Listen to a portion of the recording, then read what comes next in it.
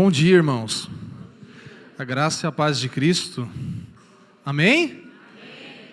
Afinal, Cristo ressuscitou. Não, peraí. Afinal, Cristo ressuscitou. É uma alegria podermos estar juntos nesse domingo de manhã.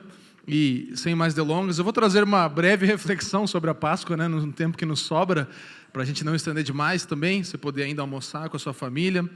Apesar de que a gente sempre fala, quem vem no culto das 11 já vem preparado para almoçar tarde, ou nem, eu não sei se os caras jejuam ou não almoçam, mas logo isso vai acabar, logo a gente vai poder ter um culto só, por pelo menos, uns 2 meses, assim, Aí, não, a gente quer ter mais tempo, vai ser bom.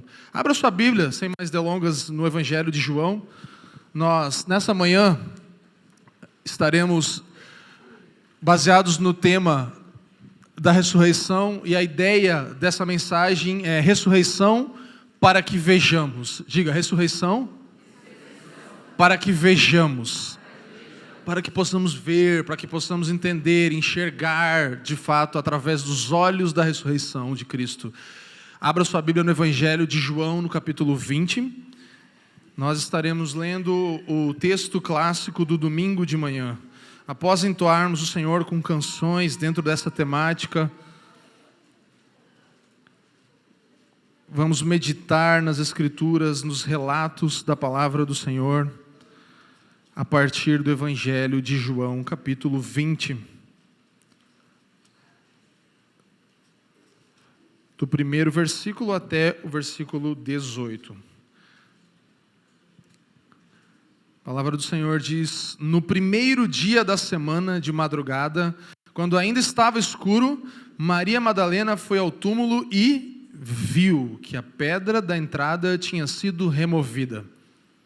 Então, correu e foi até onde estavam Simão Pedro e o outro discípulo a quem Jesus amava, e disse-lhes: tiraram o Senhor do túmulo e não sabemos onde o colocaram. Com isso, Pedro e o outro discípulo saíram e foram até o túmulo. Ambos corriam juntos, mas o outro discípulo correu mais depressa do que Pedro e chegou primeiro ao túmulo. E abaixando-se, viu os lençóis de linho, mas não entrou.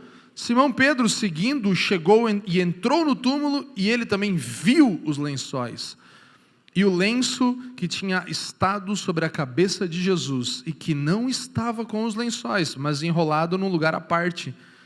Então o outro discípulo que havia chegado primeiro ao túmulo também entrou. Ele viu e creu, pois ainda não tinham compreendido a Escritura, que era necessário que ele ressuscitasse dentre os mortos. E os discípulos voltaram outra vez para casa. Versículo 11. Maria, no entanto, permanecia junto à entrada do túmulo chorando. Enquanto chorava, abaixou-se, olhou para dentro do túmulo e viu 2 anjos vestidos de branco, sentados onde o corpo de Jesus tinha sido colocado, um à cabeceira e outro aos pés.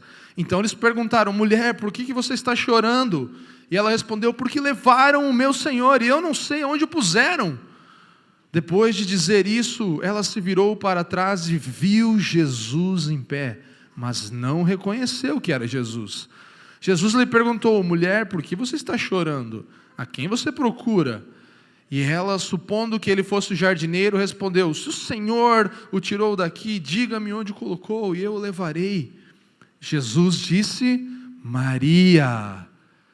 Ela, voltando-se, lhe disse em hebraico: Rabone, que quer dizer mestre. E Jesus continuou: não me detenha, porque ainda não subi para o meu Pai. Mas vá até os seus irmãos e diga a eles: subo para o meu Pai e o Pai de vocês, para o meu Deus e Deus de vocês.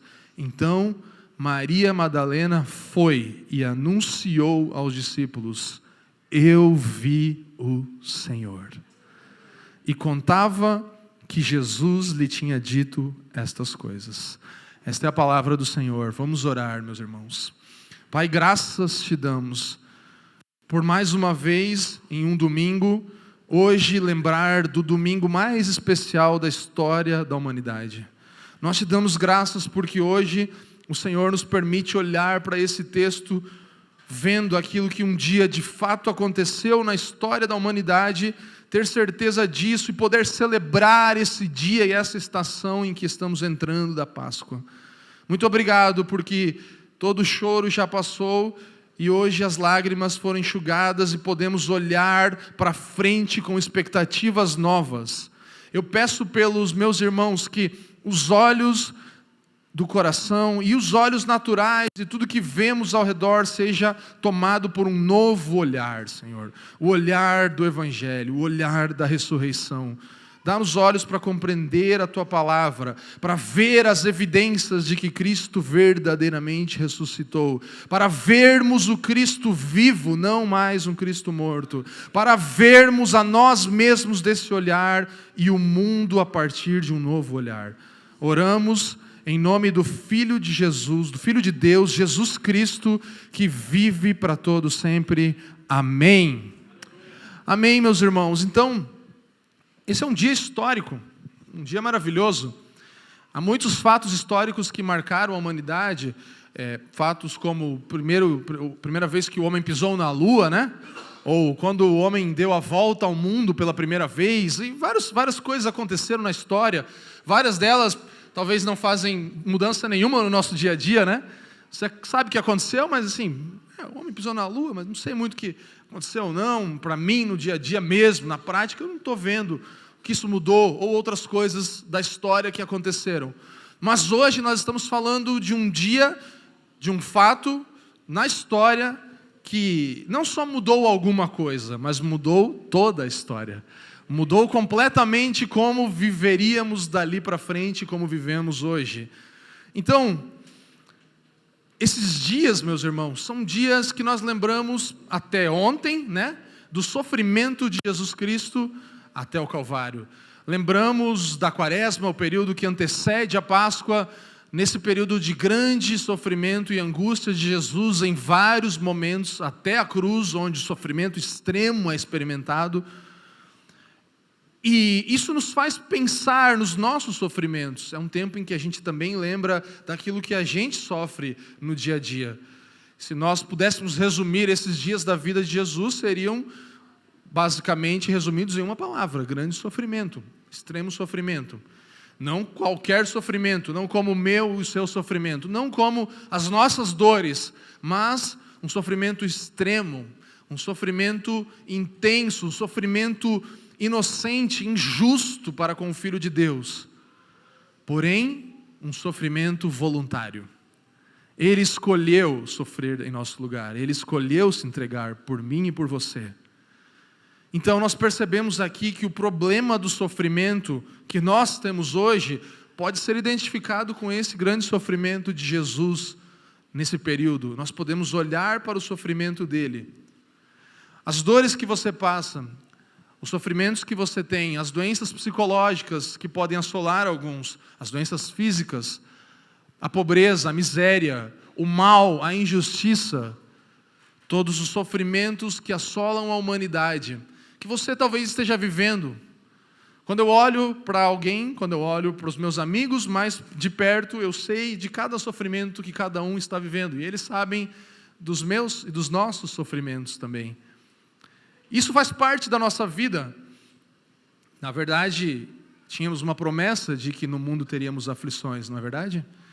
Mas que deveríamos ter bom ânimo. Por quê? Ele venceu o mundo. Então é uma promessa que nós teríamos situações que o pecado deixou para nós, dos quais nós somos tanto causadores quanto muitas vezes vítimas, mas em primeira instância todos pecadores. Então, nesse momento da história, um sofrimento intenso, que culmina numa morte, que é precedida por uma vida perfeita, justa, mas agora termina na ressurreição do Filho de Deus. E isso, meus irmãos, muda o quê? Tudo. Não faltaram avisos da parte de Cristo de que Ele se entregaria. Quem está lendo a leitura bíblica anual com a igreja, leu nessa manhã, nos evangelhos, Jesus falando: eu vou morrer, mas ao terceiro dia vou ressuscitar. E várias vezes Ele falou isso de novo, mas parece que isso não cabia na cosmovisão daqueles homens e mulheres. Parece que isso não entrava, eles não estavam prontos para uma conversa assim. eles teriam que passar por isso para ver, eles teriam que ter a revelação plena disso como eles tiveram, porque na verdade o que eles queriam era triunfo, era vitória, era vingança, era fugir do sofrimento. Quem nunca, né? A gente sempre quer um analgésico, a gente sempre quer fugir do sofrimento, a gente quer entretenimento. Estou me sentindo tão sozinho, vou comer, vou passear, eu quero fugir, eu não quero viver o sofrimento. E aqueles homens e mulheres eram assim também. Eles estavam esperando, como se esperando pelo novo presidente da república da época que fosse ser eleito agora, alguém em quem a gente pudesse sentar do lado esquerdo e direito para então reinar com esse cara e botar esse império bagunçado no lugar, e a vingança viria. Nós vimos isso na semana passada, o pastor Leandro compartilhou, a expectativa errada daqueles homens em relação ao grito de Hosana. Nós queremos salvação, mas é o tipo de salvação que nós queremos. E Jesus, como o novo presidente da república, os decepciona, né? Ele os decepcionou, porque ele não veio para isso. Mas a história não termina aí. Houve um domingo de manhã, o grande domingo de manhã, que a partir daí se torna o dia regular para que nós até hoje nos reunamos como igreja do Senhor em todos os lugares do planeta. O dia do Senhor é replicado, é revivido, é reencenado todos os domingos, mas nesse ainda mais especialmente. O dia do Senhor que culminará no grande dia do Senhor, meus irmãos. Então lá nós teremos o descanso eterno, um culto que vai durar para sempre, porque será um descanso pleno, completo.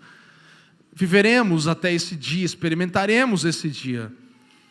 Mas Páscoa e ressurreição, nós fazemos essa contagem dos dias e chegamos pelo calendário até aqui. Pode ser ou não o dia exato, mas isso não é o foco. A questão é que o fato aconteceu, irmãos. Amém? Então você pode falar, não, mas não, se pegar o calendário lá, a estrela e a lunar e não sei o que, não vai dar. Não. Aconteceu. Isso é suficiente para nós. E hoje nós lembramos. Então o foco de hoje é ressurreição para que vejamos, para que os nossos olhos sejam abertos. A ressurreição de Cristo, meus irmãos, é uma realidade que nos permite enxergar, ver. Ver o quê? Ver as evidências. Cristo ressuscitou. Verdadeiramente Ele ressuscitou. Ver mais o quê? Ver o Cristo ressurreto, não mais o Cristo morto. Ver mais o quê? Ver a nós mesmos a partir desse olhar. E ver também o mundo, o novo mundo de Deus e o nosso mundo a partir do olhar da ressurreição.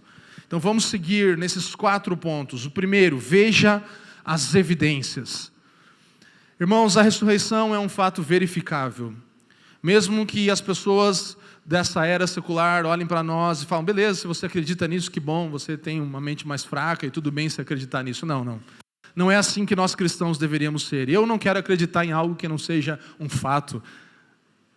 Nós como cristãos não precisamos pensar, isso é pela fé. Sim, é pela fé, mas é um fato, aconteceu. Cristo é um homem que viveu no nosso meio, naquela época. Viveu uma vida perfeita. Ele morreu de verdade. E Ele ressuscitou de verdade. E Ele nunca mais vai morrer de verdade. Um fato. Então a gente pode verificar isso. Eu não vou ter tempo para a gente fazer isso aqui, mas você pode ter várias evidências. Eu vou citar algumas coisas aqui. Mas o que eu quero mais perceber no texto é que nós temos aqui Maria Madalena no primeiro versículo. Eu li enfaticamente falando que ela viu que a pedra estava removida ou revolvida. Nós temos depois João abaixando-se, ele viu também os lençóis de linho ali. E essas são 2 palavras originais, no grego são blepo, que são palavras para ver, olhar. E agora a gente tem depois Pedro no versículo 6 entrando no sepulcro, então ele já dá um passo a mais, ele entra no sepulcro e ele vê. Teorel é a palavra original. Ele vê os lençóis. E essa palavra teorel é o que ela já parece querer dizer de teoria, de fazer uma análise teórica, avaliar aquilo de fato. É um viu diferente o de Pedro aqui. Pedro ele entra e olha, pensa, raciocina, teoricamente avalia os fatos ali. Provavelmente ele quer evidências, ele quer perceber se de fato aquilo aconteceu mesmo. Ele não é um cara talvez tão emocionado, talvez mais racional, não sei. Mas ele estava vendo e pensando, bom, se ladrões tivessem roubado, por que eles iam deixar os tecidos e as especiarias, que também têm um valor muito grande, eles levariam tudo. Então, acho que não. Então, se os discípulos roubaram, por que eles iam deixar o corpo de Jesus e levar o corpo nu de Jesus sem os tecidos? Acho que não faz sentido. Se os inimigos de Jesus tivessem roubado, será que eles tinham tempo de tirar tudo e levar? Eles não estariam correndo para roubar algo rápido? E ele começa a avaliar talvez coisas assim. E isso nos ajuda como cristãos a entender que nós devemos sim avaliar, pensar. Nós não decidimos acreditar em alguma coisa maluca e pronto. Não. Nós queremos crer em algo que de fato aconteceu. Amém? Se sua fé não está preenchida de pensar, de avaliar, ela não vai sobreviver os altos e baixos da vida nesse mundo. Vida cristã não é razão, é verdade, você pode dizer, mas também não é menos do que razão. Nós precisamos do nosso cérebro. E o fato interessante é a pedra aqui, eu já falei isso na Páscoa passada, mas realmente me chama muito a atenção. Vi Timothy Keller falando isso e gostei demais dessa perspectiva, porque Marcos, no capítulo 16, diz que os discípulos chegaram e a pedra já tinha sido removida. Mateus, no capítulo 28, diz que um anjo removeu aquela pedra. Fato é que a pedra estava removida do seu lugar. E Jesus ressuscitado com o seu corpo glorificado em algum lugar. Lembre, meus irmãos, um corpo que atravessava paredes, que depois entra naquela sala onde os discípulos estão. Ele aparece lá dentro, mas ele tinha carne e osso. Ele comeu, Tomé pegou, os discípulos puderam o tocar. Então ele tinha um corpo glorificado, extremamente incomum, uma coisa nova. Mas você acha que Jesus Cristo, com esse corpo glorificado, precisava que alguém removesse a porta do túmulo, a pedra, para que então ele saísse? Não. Não faz sentido pensar que Jesus precisava disso. Então nós podemos entender que se essa pedra foi removida, ela não foi rolada para o lado para deixar Jesus sair, mas para deixar-nos entrar e verificar que Jesus ressuscitou, verdadeiramente ressuscitou. A pedra estava ali, o lugar aberto para que alguns vissem mais rápido, mas Pedro parece que viu de verdade. Ele falou, peraí, então isso aqui, mas isso aqui, tal, ele ressuscitou mesmo, verdadeiramente ressuscitou. E nós temos várias evidências, testemunhas oculares, nós temos o testemunho de pessoas da época, temos várias coisas que nos ajudam a compreender e podemos fazer perguntas para esse texto. Talvez você esteja nessa manhã e falando, eu não acredito muito nisso. Não tem problema. Pesquise, pergunte, olhe para o texto, vá atrás. É bom que nós tenhamos dúvidas e nós sanemos as nossas dúvidas também na nossa razão. A espiritualidade também alimenta o nosso cérebro, irmãos. Nós somos chamados a verificar, ver que a ressurreição é real e fazer perguntas. Você pode fazer perguntas. Os céticos podem fazer perguntas, irmãos. Então, é necessário que nós façamos algumas perguntas, porque dezenas de homens e figuras messiânicas vieram antes de Jesus e depois de Jesus e morreram, ou foram mortos e todo mundo voltou para casa. E acabou aquilo, mas aqui aconteceu uma coisa que não foi ainda que o texto fala, que eles foram para casa primeiro, mas depois disso uma revolução aconteceu que dura até hoje. Isso é uma grande evidência, diferente de todo tipo de figura messiânica que aparece, vem e vai. Irmãos, aqui na ressurreição há uma dose de razão, fatos, testemunhas, que nos fazem ir para o próximo ver. Veja as evidências e veja o Cristo vivo. Versículo 11 diz, Maria, entretanto, permanecia junto à entrada do túmulo, chorando. Enquanto chorava, abaixou-se e olhou para dentro do túmulo. Versículo 13. Então, eles lhe perguntaram, mulher, por que choras? E ela respondeu, porque levaram o meu Senhor e eu não sei onde puseram. 15, porque perguntou-lhe Jesus, mulher, por que choras? A quem procuras? Ela, supondo ele ser o jardineiro, respondeu, Senhor, se tu tirasse daqui, diz-me onde o puseste e eu o levarei. Irmãos, por mais que Maria amasse Jesus, e nós vemos isso de fato na história dela, ela chorava e procurava, mas ela tinha ali uma visão pequena de Jesus. Ela não via Jesus conforme as promessas que ele mesmo tinha dito. Ela ainda procurava por um Jesus que estava morto. Ela ainda queria colocar ali as especiarias e tudo mais. Procurava um Jesus morto. Jesus ainda tinha que se revelar para Maria. E aqui nós percebemos o início da atuação da graça de Deus. Jesus queria que Maria reconhecesse que, ainda que a devoção, as atitudes, o que ela faz era muito bom, todo o conhecimento dos ensinos de Jesus que ela tinha era realmente admirável, mas o conceito que ela tinha de Jesus como Jesus ressurreto ainda era pequeno demais. E aí nós vemos no versículo 16 esse diálogo. Disse-lhe Jesus, Maria. Ela voltando-se lhe disse em hebraico, Rabone, que quer dizer mestre, é você que está aqui. O jeito que o Cristo ressurreto encontra Maria aqui é o resumo da mensagem do Evangelho, o que a Bíblia toda aponta. Cristo encontrando pecadores que estavam procurando salvação onde não havia salvação mais. Procurava entre os mortos aquele que vive. E aquele que vive vem e fala, eu não estou lá, eu estou aqui, Maria. Essa é a mensagem do Evangelho, meus irmãos. Por mais que ela amasse Jesus, que ela fosse admirável, uma pessoa admirável em toda a Escritura, ela nunca encontraria Jesus se Jesus não viesse até ela. Se ele não viesse encontrar Maria. Isso é pura graça de Deus. Ela procurava, mas procurava um Jesus morto, um Jesus humano, e ela jamais teria encontrado o Salvador ressurreto se ele não se apresentasse a ela. Irmãos, Deus salva pela graça. Maria é a primeira pessoa na história que é encontrada por Jesus e é enviada a anunciar essa mensagem. Jesus fala, vai e fala para todo mundo, seja uma anunciante do Evangelho que você encontrou.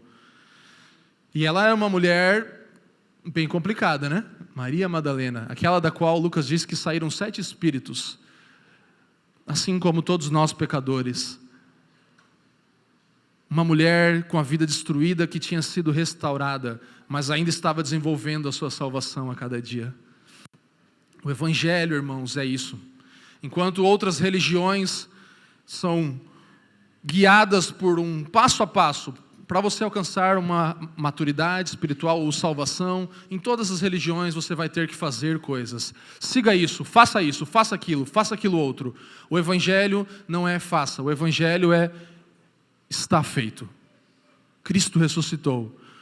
Não é faça o caminho até o Salvador, mas é o Salvador vem e faz o caminho até a gente e fala, Maria, eu estou aqui. Eu fiz. Cumpri as Escrituras. Então nós não temos um evangelho guiado por moral, nós temos um evangelho por aquilo que Cristo fez. O comportamento é a chave das demais religiões, moralismo, mas o cristianismo é baseado, e o evangelho é baseado em uma obra que gera uma boa notícia.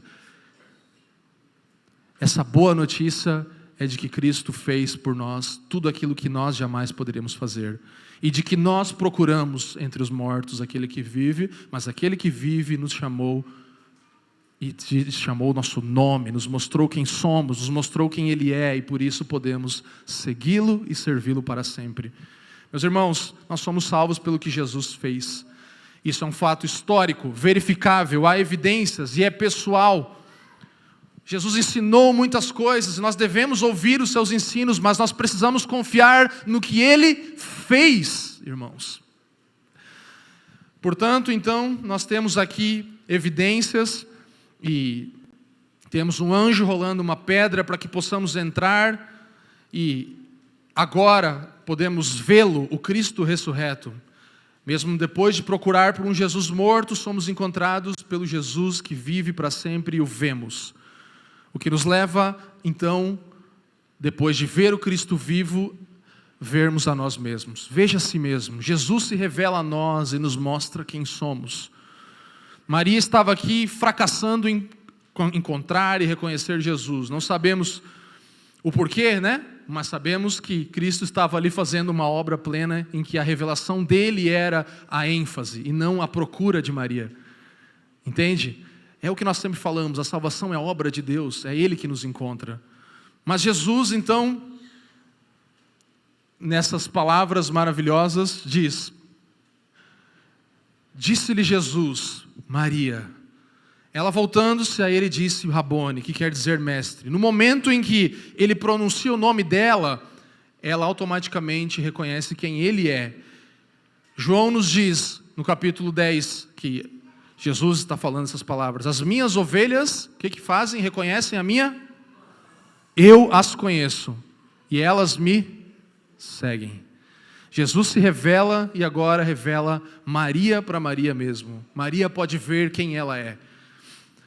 Nós somos uma geração, especialmente nesse lado do planeta, que busca muito por identidade.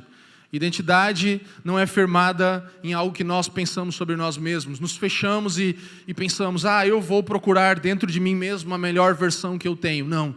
Mesmo se você não for cristão, você é formado por tudo ao seu redor. A sua identidade, quem você é formado pelas pessoas que te rodeiam. E aqui nós temos uma identidade firmada e dada por aquele que é o Criador de todas as coisas. Ele define Maria novamente. Jesus aqui, ressurreto, fala, Maria. Imagina tudo que estava incluso. Qual foi o sentimento completo de Maria ao ouvir Jesus ressurreto falando o seu nome? Imagina tudo que ela ouviu implicitamente na palavra do seu nome, Maria. O amor que ela sentiu por um Cristo que estava de fato vivo. A realidade eterna que agora tomou o coração dela por ela entender que a história não tinha acabado, mas que estava só começando. Imagine só que ela agora poderia conhecer Jesus, ainda mais pensando que daqui a 40, a 50 dias, ele enviaria o Espírito dele. Tudo o que aconteceu com Maria depois desse momento. Por isso essa é a estação da Páscoa. Hoje é um domingo da ressurreição. Mas nós entraremos na estação da Páscoa, que dura esses 40 dias até a ascensão de Cristo, depois mais 10 até o Pentecostes. Estamos lembrando do que aconteceu. Ao mesmo tempo que Jesus se revela a Maria, ele revela a Maria a ela mesma. E ele diz no versículo 17, não me detenha, não me segura, fica tranquila, eu ainda vou para o Pai, e agora não tem mais separação. A nossa comunhão vai ser plena. Jesus está oferecendo a Maria comunhão pessoal. Amor pessoal, mas amor eterno. Vai durar para sempre. Nós estaremos juntos para sempre. Não precisa ter medo de que eu vá fugir. Eu não vou. Nós estaremos juntos para sempre. E aí ela é enviada a anunciar, que é o nosso quarto e último ponto desse sermão. Se Maria pode ver a si mesmo a partir do olhar da ressurreição, agora ela é enviada a olhar e anunciar ao mundo. Então o outro abrir de olhos é veja o novo mundo. A ressurreição nos dá a possibilidade e a realidade de vermos o novo mundo.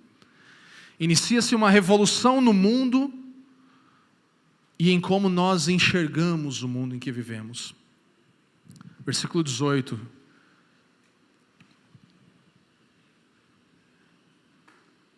Então, saiu Maria Madalena anunciando aos discípulos. O que ela disse? Vi o Senhor. E contava que ele lhe dissera estas coisas. E esse vi aqui, rural, no original, significa fui visto. Tornei-me visível. Vi e fui visto. Tornei-me visível. Sei quem eu sou e agora anunciarei ao mundo. Conhecido pela experiência. Ela agora era chamada a anunciar a mensagem da graça de Deus, o Evangelho. Era chamada a anunciar essa mensagem. E mais uma evidência é o que acontece de fato com a vida daquelas pessoas que muda radicalmente de um dia para o outro. Da noite para o dia, a visão de mundo daqueles homens e mulheres muda. Judeus que jamais aceitariam isso começam a adorar agora Jesus como Deus. O nascimento da igreja. Inclusive a morte de Cristo toma aqueles homens tão profundamente de inspiração que muitos deles morrem semelhantemente a Jesus, com crucificações e vários tipos de martírio. Eles estão realmente agora livres da covardia que os tomava antes, porque eles viram o Cristo ressurreto e olharam para o mundo de um novo olhar, de uma abençoada perspectiva nova. É isso que nós recebemos na crucificação e na morte e ressurreição de Cristo. Esse autor japonês diz: se você não acredita na ressurreição, será forçado a acreditar que algo atingiu os discípulos que era tão incrível quanto isso. Talvez diferente, mas de igual força em sua intensidade eletrizante. Pois se tentarmos explicar a mudança de vida dos primeiros cristãos, você se verá dando saltos de fé tão grandes como se tivesse acreditado na ressurreição desde o início. O que ele quer dizer é que, se você não quer acreditar na ressurreição, você tem que pensar em algo tão poderoso quanto, porque a vida daqueles homens mudou, daquelas mulheres mudou. O que aconteceu a partir dali não tem uma explicação natural. Aquele amanhecer, aquele domingo de manhã foi o amanhecer de uma nova visão para o mundo, de um novo olhar do mundo, de uma nova cosmovisão. Irmãos, de um dia para o outro, aquelas pessoas olharam para tudo de outro jeito. Isso me faz pensar como nós olhamos para o mundo. Eu falei dos nossos sofrimentos, como eu e você olhamos para o mundo a partir do olhar da cruz. E é isso que eu quero te desafiar a partir de um olhar do Evangelho nessa manhã. A ver o mundo de um novo olhar a partir da ressurreição. Como um cristão que nasceu de novo, salvo pela graça de Deus, alcançado pelo Evangelho, não por obras, mas puramente pela graça de Deus, através de Cristo, por meio da fé. Agora podemos olhar para o mundo de um outro jeito. Não descartando a materialidade dessa vida, não olhando para tudo como coisas que vão passar e que se dane o mundo, não. Mas olhando para a realidade, pensando que eu e você teremos um novo corpo, irmãos. Nós teremos um novo corpo. Eu e você teremos e viveremos em um novo mundo, novos céus, nova terra. Eu e você temos hoje já uma nova perspectiva, um novo olhar para o mundo velho que a gente vive. Um novo olhar para Cristo, um novo olhar para nós mesmos, um novo olhar para o mundo ao nosso redor. Meus irmãos, a ressurreição de Cristo garante a minha e a sua ressurreição. A morte de Cristo faz com que nós não precisamos mais morrer eternamente.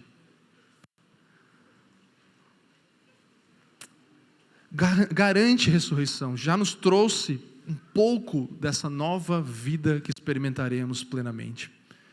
E N.T. Wright diz que a mensagem da ressurreição é: esse mundo importa.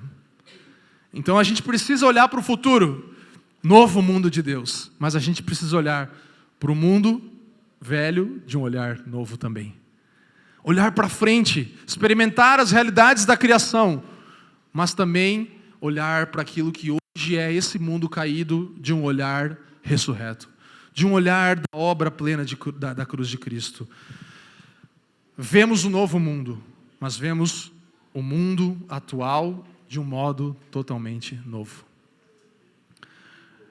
Olha só, último texto bíblico, 1 Coríntios 15 diz, isso aqui é mais uma evidência, Paulo fala aqui de testemunhas oculares, esses 40 dias até a ascensão, mais 10 depois, totalizando 50 até o Pentecostes, foi um período em que Jesus ele andou por toda aquela região, e pessoas e mais pessoas, e dezenas e centenas de pessoas viram ele de fato, e documentos históricos como essa carta, que foi escrita 15 a 20 anos depois de todos esses fatos da ressurreição, nós temos evidências, e 1 Coríntios 15 diz, Paulo fala: antes de tudo, vos entreguei o que também recebi, que Cristo morreu pelos nossos pecados, segundo as Escrituras, e que foi sepultado e ressuscitado ao terceiro dia, segundo as Escrituras, e apareceu a Cefas e depois aos 12, depois foi visto por mais de 500 irmãos de uma só vez, dos quais a maioria sobrevive até agora, porém alguns já dormem. Depois foi visto por Tiago, mais tarde por todos os apóstolos, e afinal, depois de todos foi visto também por mim. Ele está falando que tem testemunhas vivas. Eu sei onde que moram. Se quiser, eu dou o endereço, eu dou o número do WhatsApp delas, mando uma mensagem, elas vão confirmar. Elas viram o Cristo ressurreto. Elas confirmarão. E Paulo continua dizendo no versículo 12: ora, se é coerente pregar-se que Cristo ressuscitou dentre os mortos, como pois afirmam alguns dentre vós que não há ressurreição de mortos? Que absurdo! E se não há ressurreição de mortos, então Cristo não ressuscitou. E se Cristo não ressuscitou, é vã a nossa pregação e vã a vossa fé. E somos tidos por falsas testemunhas de Deus, porque temos asseverado contra Deus que Ele ressuscitou a Cristo, ao qual Ele não ressuscitou, se é certo que os mortos não ressuscitam. Porque se os mortos não ressuscitam, também Cristo não ressuscitou. E se Cristo não ressuscitou, é vã a vossa fé. E ainda permaneceis nos vossos pecados. E ainda mais, os que dormiram em Cristo pereceram. Leia comigo. Se a nossa esperança em Cristo se limita apenas a esta vida, somos os mais infelizes de todos os homens. Paulo ele joga para o absurdo. Então, sério, vocês acreditam que isso não aconteceu? Então, tudo que a gente está fazendo não tem sentido nenhum. Mas, se Cristo de fato ressuscitou e a gente só olha para essa velha vida com um velho olhar, nós somos muito miseráveis. Irmãos, veja o novo mundo de Deus. Tenha um olhar para esse mundo renovado. Um olhar novo para esse mundo velho. Se a ressurreição de Cristo, irmãos, aconteceu de fato, isso muda total e completamente a minha e a sua vida. E como nós olhamos para o que nós vivemos, sofremos, perecemos tantas vezes nesse mundo, mas agora com uma esperança que vai para além daqui. Uma nova perspectiva, irmãos, um novo olhar. O como enfrentamos os sofrimentos que eu e você estamos sofrendo. Sabe, eu poderia citar sofrimentos da minha vida, mas não tem porquê, porque você vai ter os teus, e cada um de nós está sofrendo. A gente conhece histórias aqui entre nós que tem doenças, crianças pequenas com doenças gravíssimas, pessoas sofrendo com câncer, pessoas sofrendo com miséria, pessoas sofrendo com... quase morreram recentemente. Tem tanta história de sofrimento. E eu recentemente vivi algumas coisas na minha família, novamente. Minha mãe fez uma operação cirúrgica de 3 pontos de safena e abre o peito mesmo aqui. E essa semana eu vi a cicatriz dela começando a se formar. E eu olhei para aquela cicatriz, que aí você pode imaginar a sua cicatriz, que talvez ainda está aberta. Mas, olhando para aquilo, eu falei, essa cicatriz aponta para as marcas da mão de Cristo.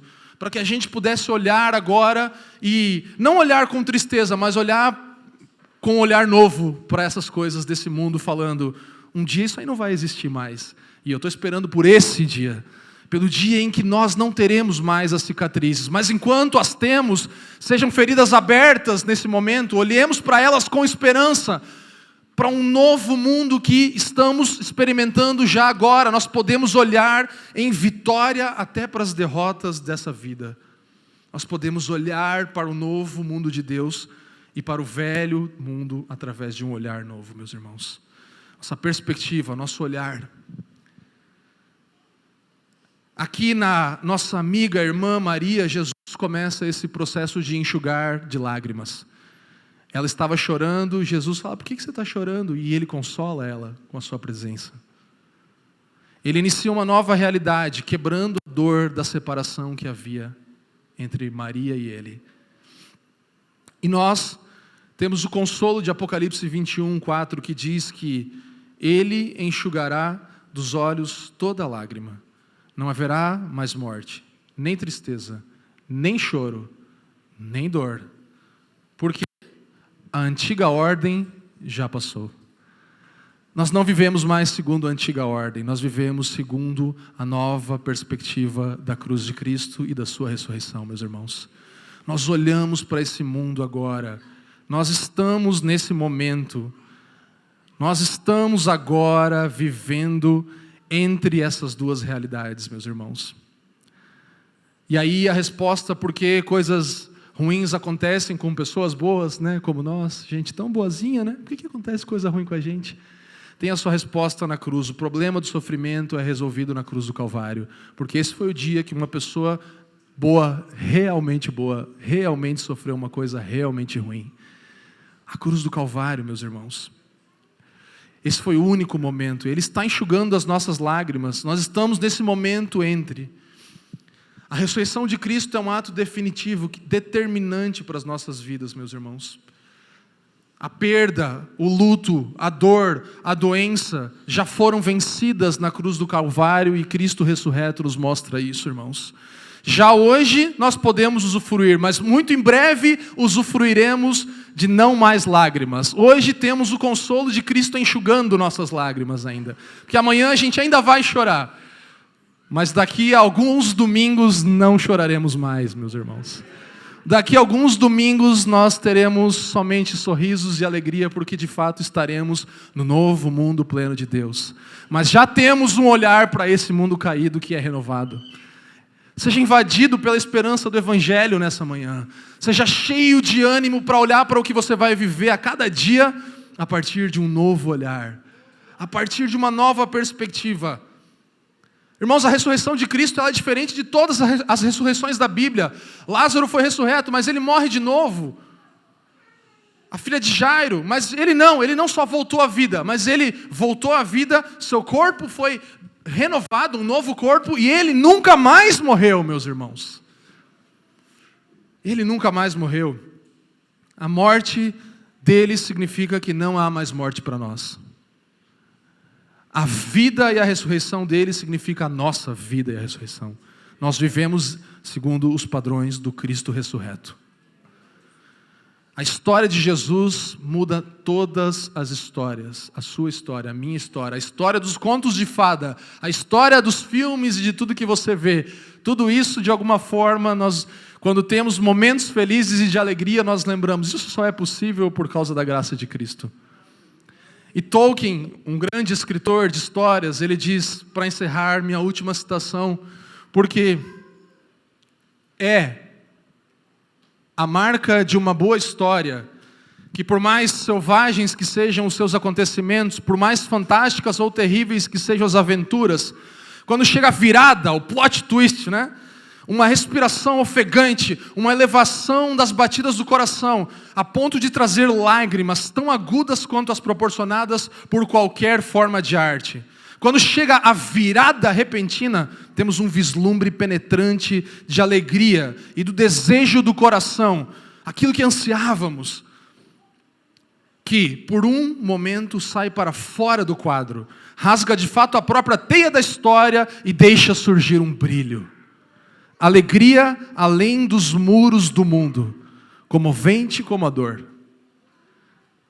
E J.R.R. Tolkien continua dizendo, o Evangelho contém uma história, que abrange toda a essência das outras histórias. Mas essa história entrou na história com H maiúsculo e no mundo primário. O Evangelho não revogou as demais histórias, ele as santificou, especialmente o final feliz. É por isso que eu e você amamos finais felizes. A gente vai no cinema, vê os filmes, e a gente lê os livros, e a gente ama os finais felizes e se frustra quando eles não aparecem. E a gente fica animado com aquilo e fala, nossa, que legal, olha só, que maravilha, que bom que isso aconteceu, eu não vi a hora disso. A gente até chora assistindo filmes, né? É isso que explode no nosso coração, mas aí, como seres humanos caídos, a gente fala, pena que a vida não é assim. Pena que não é isso de verdade que vai acontecer. Pena que os sofrimentos são tão grandes. E tem gente que nem gosta de final feliz, porque já está tão pessimista, né, da vida, que fala, isso aí, historinha para boi dormir. Mas, irmãos, nós como cristãos, nós somos afetados pela ressurreição e vemos que aquilo está de fato certo. E aquela é a realidade que nós deveríamos viver para sempre. Então o cristão olha para toda boa história e todo final feliz e fala, é assim que a vida real acontece. É assim que deveria ser desde sempre e para sempre. É assim que será. E é assim que mesmo que eu ainda não cheguei nesse final feliz, um dia chegaremos nesse glorioso final. Um dia viveremos isso. Irmãos, no final da sua história haverá um final feliz. porque Cristo ressuscitou e estará conosco para sempre. Essa é a promessa que nós veremos daqui a algumas semanas. Eis que estou convosco para sempre. E não só o Evangelho, como talvez Tim Keller ou outros autores falam, não só o Evangelho, mas toda boa história aponta para Cristo. Nos lembra que Cristo é que permite finais felizes e é assim que deveria ser. A Páscoa inaugura uma nova humanidade e ela quebra com um velho padrão de vida, um jeito velho de olhar para Cristo, um jeito velho de olhar para nós mesmos, um jeito obsoleto de ver esse mundo. Nós somos chamados e temos de presente, a partir da ressurreição de Cristo, um novo olhar para o próprio Cristo, um novo olhar para mim mesmo e para você mesmo, e um novo olhar para todo esse mundo. Para a glória de Deus, meus irmãos. Vivamos assim.